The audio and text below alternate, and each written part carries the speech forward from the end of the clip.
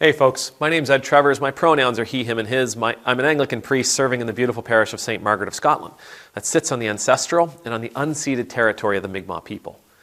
Gway. I'm going to continue talking about that conversation I had on Twitter. Again, I was inspired. It was a great conversation. It was respectful. It was wonderful. It was challenging. We were talking about making changes in our countries. Choosing to reduce our carbon emissions, to reduce I don't know why we've moved away from the word pollution. I like the word pollution. I think it adds a grittiness to it. Choosing to reduce how much pollution we are entering into the atmosphere. And the statement was made, some of the biggest polluters on the planet are going to keep doing it. So what's the point? Again, I'm paraphrasing, and I mean no disrespect. What's the point? If China continues to pollute, why should we stop? If India continues to pollute, why should we stop? And you can go further with that. You can say, well, this country and that country and another country, they're still building coal-burning energy facilities. What's the point? Why should we change? Why should we reduce our emissions? Why should we do those things if nobody else is going to do it? It's not going to make any difference. If they all continue to pollute, the world's going to continue to get dirtier and dirtier and dirtier. The atmosphere is going to get worse and worse and worse. Climate change is going to grow to become an increasingly large crisis. It's not going to change anything if we change. It's not going to fix the problem if we're the only ones who change. Now that mentality makes a lot of sense. It makes a lot of sense when you're thinking about emission levels and when you're thinking about the carbon that is being entered into the atmosphere and from a tonnage perspective. Yeah, sure. I get that.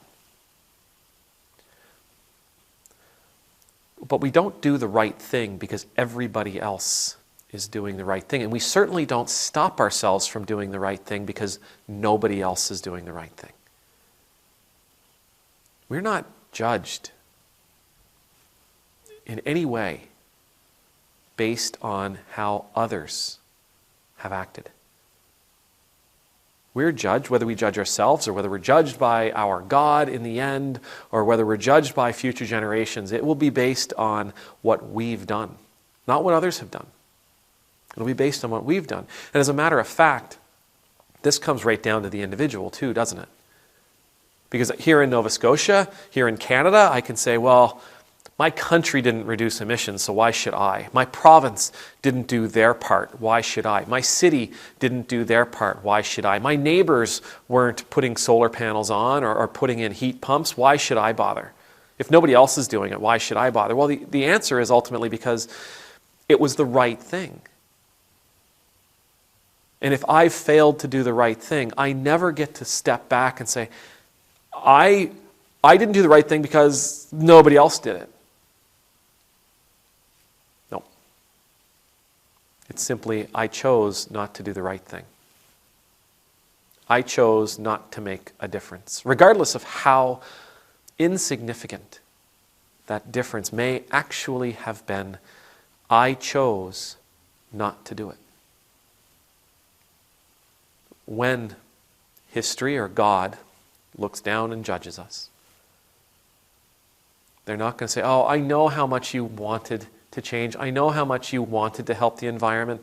I know how much you wanted to control pollution, to reduce carbon emissions. I know how much you wanted to. And I know it was a horrible decision, but you couldn't. You couldn't do it because nobody else was willing to. You couldn't try because nobody else was willing to try.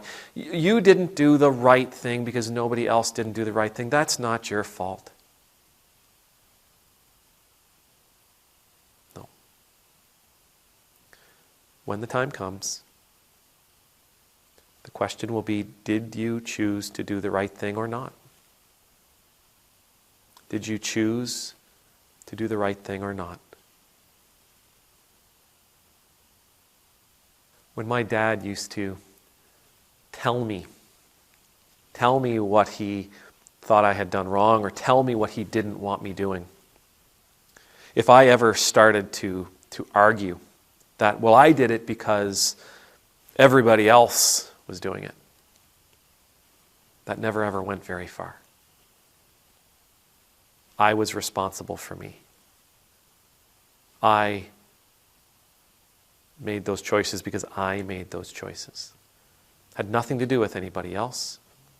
Yes, I understand the dynamics of peer pressure, and I understand the dynamics of groupthink, for sure. But I still chose to get on board with what those other people were doing. And there's a statement that I heard many times in my life, because I often tried to use that argument, was, if they all lined up to jump off the bridge, would you jump off too? Chatham has a really tall bridge linking one side of the river to the other, one side of the Miramichi River to the other. A very tall bridge. And if they all jumped off the bridge, would you jump too? Of course not.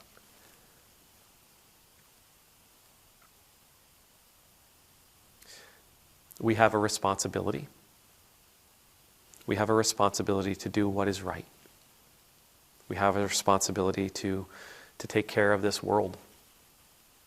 We have a responsibility to be good stewards of this planet. Not if everybody else does.